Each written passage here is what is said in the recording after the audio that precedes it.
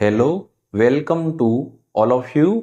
इस लेक्चर में हम परमाणुओं का इलेक्ट्रॉनिक विन्यास के बारे में पढ़ेंगे। परमाणु के विभिन्न कक्षकों में इलेक्ट्रॉनों का वितरण इलेक्ट्रॉनिक विन्यास कहलाता है। किसी भी परमाणु का इलेक्ट्रॉनिक विन्यास लिखने के लिए हमें ओप्बो के नियम की जानकारी होनी आवश्यक है, क्योंकि परमाणुओं का इलेक्ट्रॉनिक विन्यास ओप्बो के नियम के अनुसार ही भरा जाता है।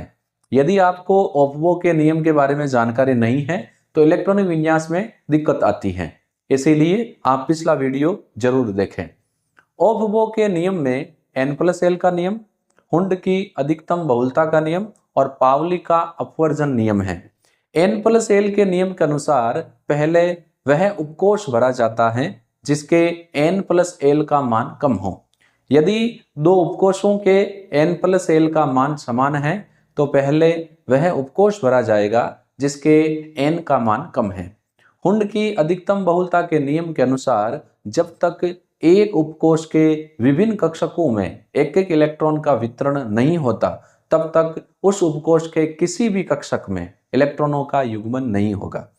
पावली के अपवर्जन नियम के अनुसार एक कक्षक में अधिकतम 2 ही इलेक्ट्रॉन भरे जा सकते हैं और दोनों का चक्रण विपरीत होना चाहिए। तो पहले मैं इलेक्ट्रॉनिक विन्यास की डेफिनेशन लिख देता हूं। परमाणु के कक्षक में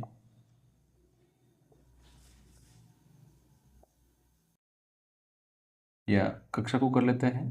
परमाणु के कक्षकों में इलेक्ट्रॉन का वितरण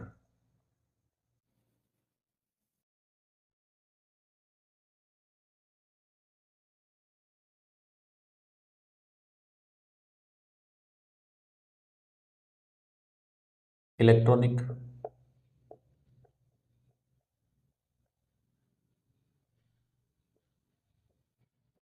विन्यास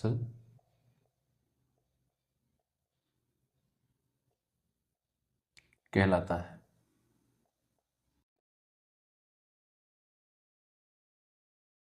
इलेक्ट्रॉनिक विन्यास ओप्बो के नियम के अनुसार ही भरा जाता है।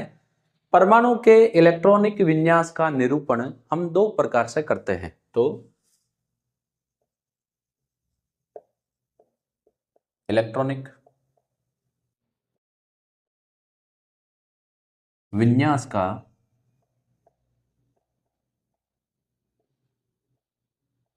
निरूपण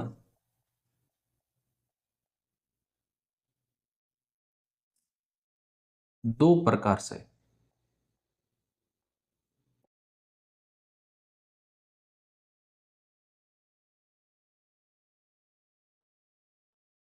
किया जाता है। दोनों का अपना इंपॉर्टेंस है। पहला जो निरूपण है वो है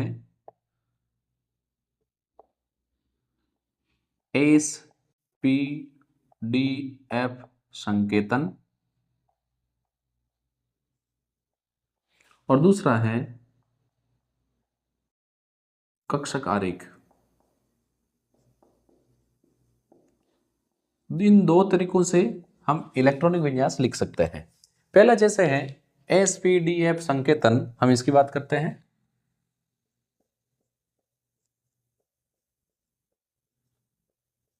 इनके ऊपर मैं जैसे लिख देता हूं ABCD संकेतन।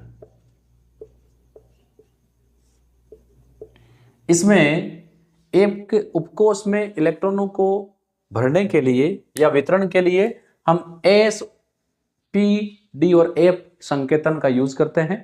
S उपकोष में इलेक्ट्रॉन भरने के लिए इसके ऊपर जितने भी इलेक्ट्रॉन हैं, A का मतलब क्या है कि S उपकोष में जितने भी इलेक्ट्रॉन हैं हम उसको उसके ऊपर संख्या के रूप में लिखते हैं। जैसे मान लो S उपकोष में 2 कक्षक हैं तो हम S2 लगाएंगे, लेकिन इससे पहले हमें क्या बताना पड़ेगा, मुख्य क्वांटम संख्या। अब 1s किसका है, ये S 1s का है। उसके बाद मान लो 2s आएगा तो 2s के ऊपर हम कितने इलेक्ट्रॉन लिखेंगे, 2। हमें ये पता है कि S उपकोष में अधिकतम 2 इलेक्ट्रॉन भरते हैं, P में अधिकतम 6, D में अधिकतम 10 और F में अधिकतम 14 इलेक्ट्रॉन भरे जाते हैं। ये हमने क्वांटम संख्या में पढ़ा है डिटेल से। मान लो डी में 10 है तो हम इसको ऐसे लिखेंगे डी10। अब डी कौन सा 3D है 4D, इसके लिए हम आगे मुख्य क्वांटम संख्या लिख देंगे। दूसरा जो संकेतन है ये कई जगह काम में आता है, मोस्टली हम इसी से इलेक्ट्रॉनिक विन्यास लिखते हैं। दूसरा है कक्षक आरेख।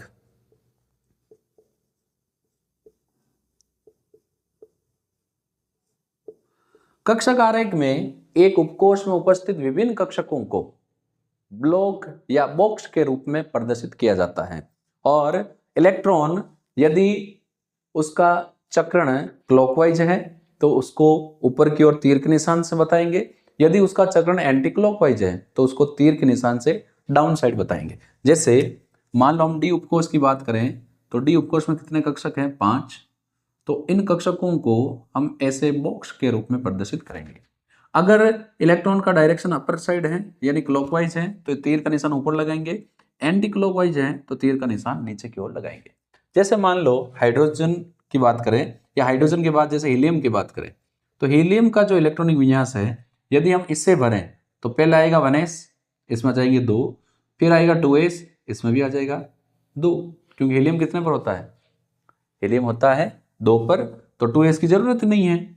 ऐसे यूं नहीं है कि हम बढ़ते ही जाएं कि सर ने कह दिया कि s में अधिकतम 2 भरे जाएंगे तो हम भरते ही जा रहे हैं। हीलियम 2 पर है तो यहाँ पर कहानी खत्म।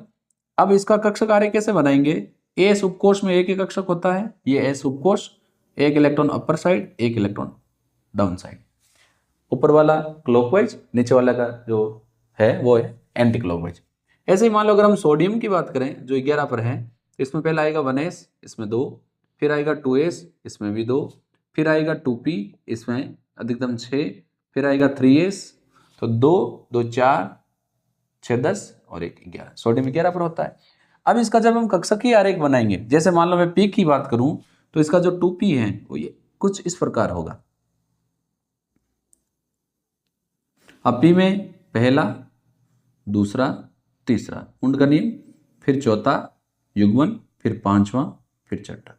इस प्रकार हम कक्षक आरेख द्वारा इलेक्ट्रॉनिक विन्यास को निरूपित करते हैं। अब देखो जो मैंने N+L के नियम के बेसिस पर आपको एक डायग्राम बनाया था उसमें पहले 1s फिर 2s फिर 3s, ऐसे 1s फिर 2s 2p 3s 3p ऐसे भरा जाता है। और ये कक्षक आरेख जो है ये हमें अयुग्मित इलेक्ट्रॉनों की संख्या ज्ञात करने में बहुत ज़्यादा हेल्पफुल होता है। जब हम पढ़ेंगे कोऑर्डिनेशन केमिस्ट्री डी और एफ ब्लॉक एलिमेंट तो उसमें हम इलेक्ट्रॉनिक विन्यास को कक्षक आरेख से ही निरूपित करेंगे। अब क्योंकि 11th-12th की तो बात है नहीं, आप बड़े लेवल की प्रिपरेशन कर रहे हैं, सेकंड ग्रेड फर्स्ट ग्रेड, तो मैं ये मान रहा हूं कि आपको इलेक्ट्रॉन विन्यास आता है। हम यहाँ पर कुछ बेसिक बातें की बात करेंगे जो कईयों को पता नहीं है। मान लो जैसे मैं 21वें का इलेक्ट्रॉन विन्यास भर रहा हूं, 21 नंबर जैसे स्कैंडियम, तो इसको हम ऐसे लिखते हैं 1s2 2s2 2p6 3s2 3p6 फिर 4s2 फिर 3d। थोड़ा ऐसा ध्यान देंगे, 4s और 3d में पहले कौन भरा जाएगा? 4s 3d। 4s के लिए n का मान 4, l का मान 0, टोटल 4, 3 मुख्य क्वांटम संख्या तो n 3, d के लिए l का मान 2, 3 + 2 5। तो पहले 4s भरा जाएगा फिर 3d भरा जाएगा। लेकिन इलेक्ट्रॉनिक विन्यास लिखते समय हम एक उपकोष को उसी के कोष के साथ रखते हैं।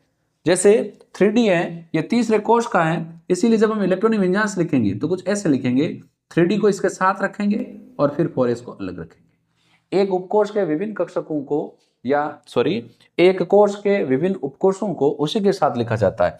हालांकि 3D 4s के बाद भरा जाता है लेकिन इसको ऐसे लिखा जाता है। तो 3D में 1 भर देंगे, इसमें कितना आ जाएगा? 2। ये 21 का है। तो भरा तो बाद में जाएगा लेकिन एक कोष के विभिन्न उपकोषों को साथ में रखकर इलेक्ट्रॉनिक विन्यास को प्रदर्शित किया जाता है। वर्तमान समय में अगर बाद में भी करोगे तो गलत नहीं होगा, लेकिन कई बार कंफ्यूजन हो जाता है कि ये किस कोष का है। इसको ऐसे भी कर सकते हैं 2s2 फिर p6 s2 p6, ये इतना लिख दिया। जैसे मान लो 3s2 फिर p6 फिर d1, तो इसका मतलब ये हो जाएगा कि तीसरा कोष चल रहा है। ये आपको जानकारी होनी आवश्यक है कि वर्तमान में एक कोष के विभिन्न उपकोषों को उसी के साथ लिखा जाता है। इसीलिए जब हम 3D 4D 5D श्रेणी का इलेक्ट्रॉनिक विन्यास लिखते हैं तो 3D 4D पहले लिखते हैं, उसके बाद 4s 5s लिखते हैं। ये एक सामान्य चीज है। अब इलेक्ट्रॉनिक विन्यास में कुछ एक्सेप्शन हैं, उन एक्सेप्शन को आप जरूर नोट करेंगे, क्योंकि हम केमिस्ट्री पढ़ रहे हैं और केमिस्ट्री में हमने अपवाद नहीं पढ़े हैं तो फिर मजा ही नहीं आएगा। एक्सेप्शन में अपने क्रोमियम है, कॉपर है, नायोबियम है, मोलिब्डेनम है, रुथेनियम है, रोहिडियम है, पैलेडियम है, सिल्वर है, प्लेटिनम और ओरम गोल्ड। इसमें अगर परमाणु क्रमांक की बात करें, ये 24 पर है, ये इसका परमाणु क्रमांक 29 है, ये यारी जरा निभा 21 में 18 ऐड करोगे तो 39, तो इटरबियम 39, फिर जर्कोनियम 40, ये 41, ये 41, निभा, मोलिब्डेनम 42, ये मौत तक टेक्नीशियम फिर 44, रोडियम 45, ये 46, ये 47, और ये इसके बाद मरकरी है तो ये 79, और ये क्या है 78। ये इनके परमाणु क्रमांक है। अब ये जो क्रोमियम और कॉपर हैं ये 3D श्रेणी के हैं। Niobium, molybdenum, ruthenium, rhodium, palladium और सिल्वर ये 4D श्रेणी के हैं, और प्लेटिनम और ओरम ये 5D श्रेणी, इनकी श्रेणी है 5D, इनकी श्रेणी है 4D, क्योंकि अंतिम इलेक्ट्रॉन 3D वाले का 3D में भरा जाता है, 4D वाले का 4D में, 5D वाले का 5D में भरा जाता है।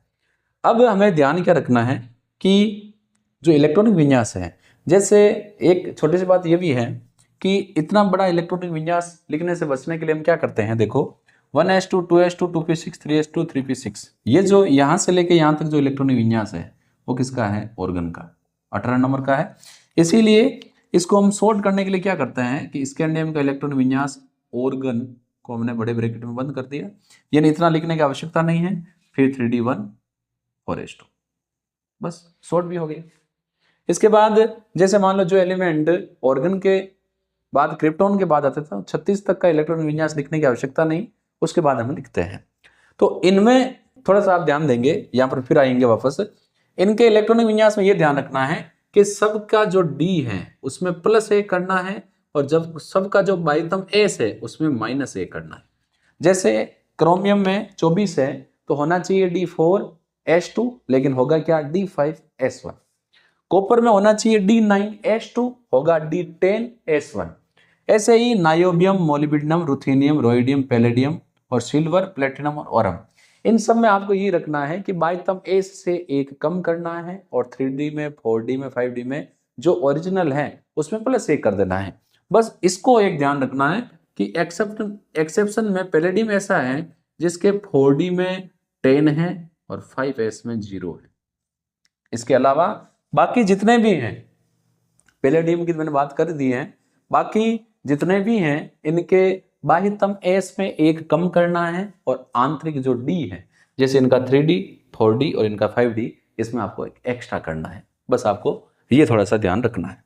और फिर मैंने आपको बता ही दिया है कि इलेक्ट्रॉनिक विन्यास को सॉर्ट करने का ये तरीका है कि इस जो पहले उत्कृष्ट गैस का इलेक्ट्रॉनिक विन्यास है और लिखने की आवश्यकता नहीं है, उत्कृष्ट गैस लिख दो, जैसे ऑर्गन लिख दिया तो इतना इलेक्ट्रॉनिक विन्यास अपना आप आ गया। शॉर्ट करने का ये तरीका है।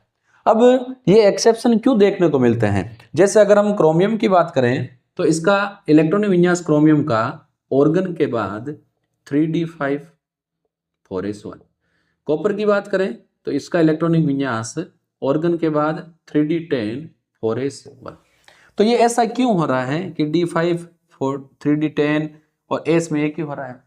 ऐसा इसलिए होता है क्योंकि एक s का इलेक्ट्रॉन जैसे ही d में जाएगा ये आधा भर जाएगा, अर्धपूरित हो जाएगा। जैसे ही एक s से d में चला जाएगा तो ये पूरा भर जाएगा। थोड़ा सा आप इसको ध्यान रखें कि जब भी अर्धपूरित और पूर्णपूरित विन्यास प्राप्त होता है तो वहां एक्सेप्शन देखने को मिलता है ज्यादातर। तो यहां पर हम एक नया जो टॉपिक है वो हम शुरू कर रहे हैं कि ऐसा क्यों हो रहा है, यानी अर्धपूरित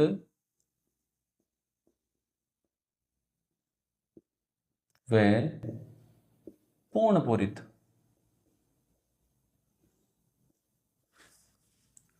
कक्षकों का स्थायित्व।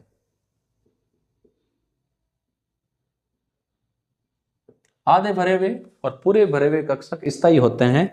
स्थायी क्यों होते हैं उसकी बात करेंगे, लेकिन देखो जो P है, चलो ऐसे ही शुरुआत कर लेते हैं। हालांकि S तो एक ही होता है। जो S है ये आधा भरा है तो इसमें 1 इलेक्ट्रॉन होगा, पूरा भरा है तो 2 इलेक्ट्रॉन होंगे। P है आधा भरा होगा तो P3 होगा, पूरा भरा होगा तो P6 होगा। ऐसे ही जो D है आधा भरा है तो 5 होंगे और पूरा भरा है तो कितने होंगे, 10। ऐसे ही F की बात करें, F आधा भरा है तो 7 होंगे, पूरा भरा है तो कितने होंगे, 14। तो ये अर्धपूरित और पूर्ण पूरित कक्षकों की हमने बात की। अर्धपूरित और पूर्ण पूरित कक्षक अन्य कक्षकों की तुलना में अधिक स्थायी होते हैं। ऐसा क्यों होता है? तो नंबर 1, अर्धपूरित और पूर्ण पूरित कक्षकों में इलेक्ट्रॉनों का वितरण सममित होता है। नंबर 2, इनकी स्थायीकरण ऊर्जा का मान अधिक होता है। नंबर 3, इनमें इलेक्ट्रॉनों के मध्य प्रतिकर्षण कम होता है। और नंबर 4, इनका परिरक्षण प्रभाव भी कम होता है। तो हम एक एक करके ले रहे हैं। स्थायित्व का कारण में नंबर 1, इलेक्ट्रॉन का सममित वितरण।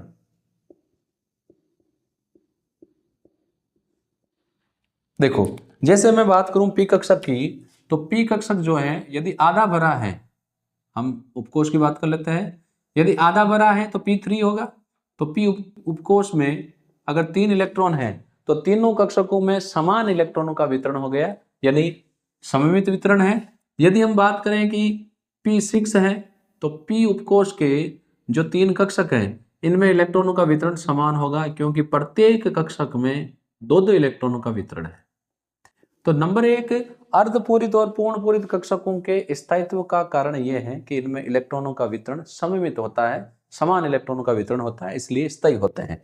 नंबर 2, इनके जो स्थायित्व का कारण है वो हम मेंशन कर रहे हैं स्थायीकरण ऊर्जा। एनसीईआरटी बुक में इसको विनिमय ऊर्जा भी कर रखा है, अभी हम बात करेंगे।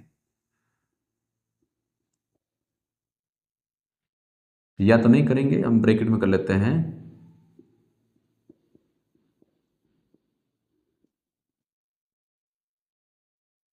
इनकी जो स्थायीकरण ऊर्जा है या जो विनिमय ऊर्जा है वो क्या होती है, अधिक होती है। अभी इनको हम वेरीफाई करेंगे। देखो स्थायीकरण ऊर्जा क्या होती है। स्थायीकरण ऊर्जा को निकालने का एक सीधा सा फॉर्मूला है। स्थायीकरण ऊर्जा ये आपके बराबर हो जाएगी विनिमय ऊर्जा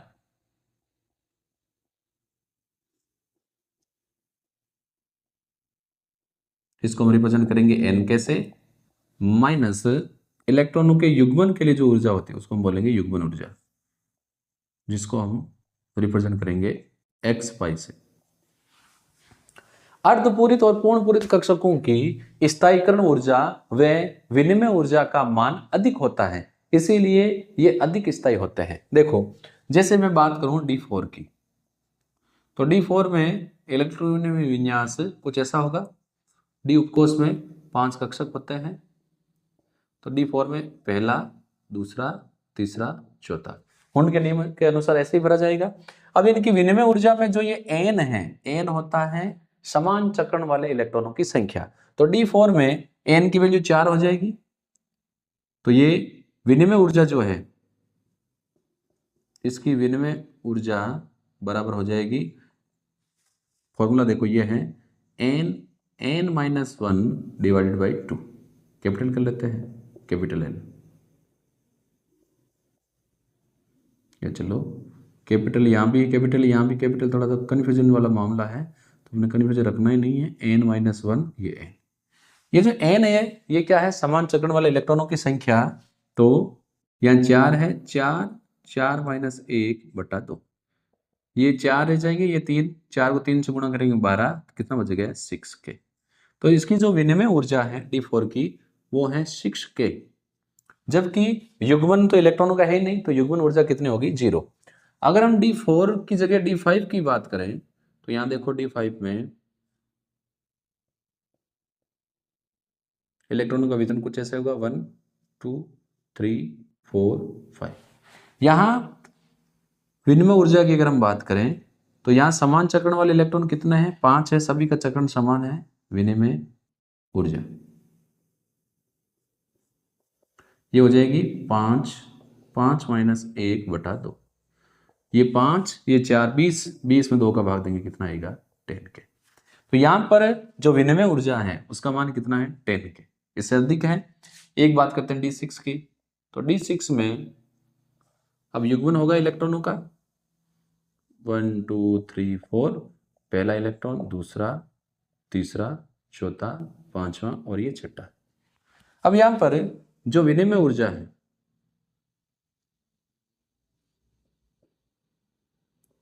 यहां पर समान चक्रण वाले इलेक्ट्रॉन कितने हैं? ये तो विपरीत चक्रण का है। समान चक्रण वाले यहां भी 5 ही हैं, तो विनिमय ऊर्जा का तो मान होगा 10 के। लेकिन जो युग्मन ऊर्जा है यहां पर x क्या है? युग्मित इलेक्ट्रॉनों की संख्या कितनी है? एक इलेक्ट्रॉन, 2 हैं। विनिमय ऊर्जा और ये क्या है? विनिमय ऊर्जा, सॉरी युग्मन ऊर्जा। यहां पर जो x है, यहां पर x वह संख्या है कि कितने इलेक्ट्रॉन युग्मित हैं। यहां पर 2 ही इलेक्ट्रॉन युग्मित है, यानी युग्मन कितना हुआ? 1। तो हम इसमें कर देंगे -1 पाई। यहां पर जो स्थायीकरण ऊर्जा है, ये 1 पाई क्या है? यहां से माइनस हटा देते हैं। ये क्या है? युग्मन ऊर्जा। तो विनिमय ऊर्जा है 10 के, युग्मन ऊर्जा है 1 पाई। तो स्थायीकरण ऊर्जा इसकी कितनी हो जाएगी? इसकी स्थायीकरण ऊर्जा हो जाएगी 10 के माइनस पाई, यानी 10 के में से कम है। तो हम यहां देख रहे हैं कि D5 जो कि अर्धपूरित कक्षक है, यहां पर विनिमय ऊर्जा कहें या स्थायीकरण ऊर्जा कहें, उसका मान सबसे अधिक है। कितना है? 10 के। इसकी स्थायीकरण ऊर्जा भी कहेंगे तो भी कितनी आएगी? 10 के, क्योंकि युग्मन ऊर्जा नहीं है। इसीलिए एनसीईआरटी बुक में विनिमय ऊर्जा को यहां पर मेंशन कर रखा है। तो क्योंकि D5 उपकोष अर्धपूरित है, इसकी विनिमय ऊर्जा का मान अधिक है, इसीलिए ये अधिक स्थायी होता है। तो यही हमने कहा कि अर्धपूरित और पूर्णपूरित कक्षक अधिक स्थायी इसलिए होते हैं क्योंकि इनकी स्थायीकरण ऊर्जा या विनिमय ऊर्जा का मान अधिक होता है। इसको ऐसे भी समझ सकते हैं। इसको समझने का एक और तरीका है, बोर्ड को थोड़ा इरेज करके बता रहा हूं।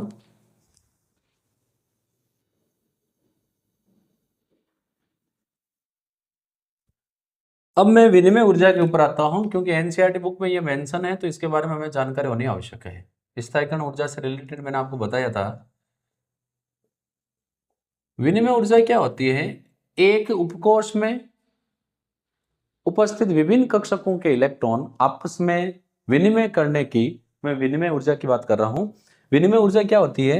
एक उपकोष में उपस्थित सभी कक्षकों के इलेक्ट्रॉन परस्पर विनिमय करने की प्रवृत्ति रखते हैं। इलेक्ट्रॉनों के विनिमय के कारण मुक्त ऊर्जा विनिमय ऊर्जा कहलाती है। तो पहले मैं इसकी डेफिनेशन लिख देता हूं। ये क्या है? इलेक्ट्रॉनों के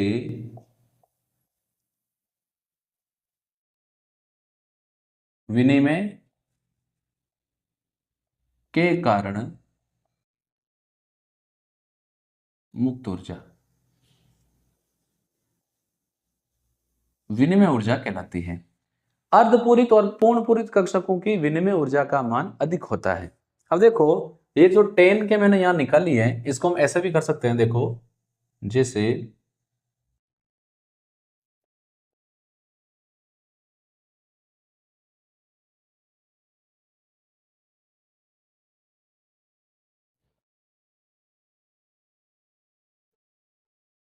D5 की बात कर रहे हैं तो 5 इलेक्ट्रॉन में इन तीनों में भर देता हूं।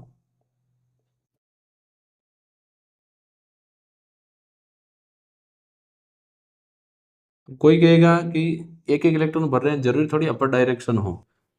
डायरेक्शन डाउन भी हो सकता है, लेकिन सभी का समान चक्रण होगा। ऐसा नहीं कि आपने एक ऊपर भर दिया एक नीचे, वो भी गलत हो जाएगा। तो यहां पर ये जो इलेक्ट्रॉन है, ये वाला, ये इसके साथ युग्मन विनिमय कर सकता है, इसके साथ विनिमय कर सकता है, ये इसके साथ विनिमय कर सकता है, इसके साथ विनिमय कर सकता है। ऐसे ही ये जो इलेक्ट्रॉन है सेकंड, ये इसके साथ विनिमय कर सकता है, ये इसके साथ कर सकता है और ये इसके साथ। थर्ड इलेक्ट्रॉन इसके साथ विनिमय कर सकता है और इसके साथ। ऐसे ही एक और बना लेते हैं। मैंने आप लोगों को पहले भी कहा है कि आपको केमिस्ट्री कितना भी नॉलेज है अच्छी बात है, लेकिन यदि आपने एनसीईआरटी बुक की कोई भी लाइन छोड़ दी तो आपके सेकंड ग्रेड और फर्स्ट ग्रेड एग्जाम के लिए खतरा पैदा हो जाएगा, क्योंकि लाइनों से सवाल उठ के आते हैं। अब ये जो फोर्थ नंबर इलेक्ट्रॉन है ये इसके साथ युग्मन कर सकता, सॉरी विनिमय कर सकता है। तो यहाँ पर जो विनिमय है, टोटल विनिमय का जो नंबर है वो है 4, यहाँ पर 3, यहाँ पर विनिमय 2 और यहाँ पर विनिमय 1। तो 4 और 3 7 to 9 और 10। तो यहाँ विनिमय ऊर्जा का मान कितना है 10 के, वही मैंने यहाँ बताया है डायरेक्ट। n(n-1) और n क्या है, समान चक्रण वाले इलेक्ट्रॉनों की संख्या।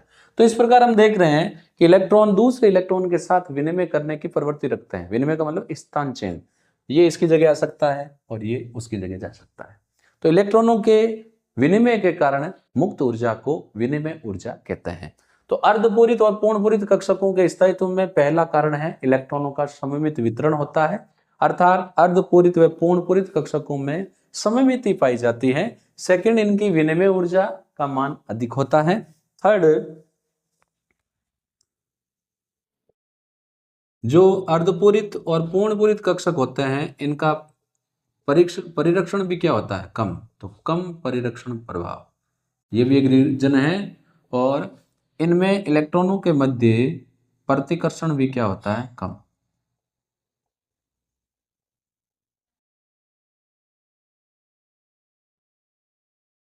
इन सम्मिलित कारणों के कारण अर्धपूरित व पूर्णपूरित कक्षक अधिक स्थायी होते हैं।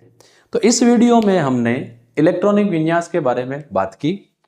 मैं यही मान के चल रहा हूं कि मैक्सिमम जो कैंडिडेट हैं उनको इलेक्ट्रॉनिक विन्यास ऑलरेडी आता है। इलेक्ट्रॉनिक विन्यास जब भी हम भरें तो हमें ये जानकारी रखनी है कि पहले वही कक्षक भरना है या पहले वह उपकोष भरना है जिसकी ऊर्जा कम हो, और उसके बाद उस उपकोष को भरना है जिसकी ऊर्जा अधिक हो। इसका निर्धारण हम n+l के नियम से कर सकते हैं। जिसके n+l का मान कम, उसकी ऊर्जा कम, पहले वो भरेगा, जिसकी अधिक वो बाद में भरेगा। यदि n+l का मान समान है तो पहले उसको भरो जिसका n कम है, और उसके बाद उसको भरो जिसका n अधिक है। कुछ अपवाद थे, उनकी मैंने बात की। पैलेडियम को छोड़कर 3D 4D 5D में जितने भी अपवाद हैं उनके बाह्यतम s से 1 इलेक्ट्रॉन कम करना है और आंतरिक d में 1 इलेक्ट्रॉन अधिक करना है, यह आपको ध्यान रखना है।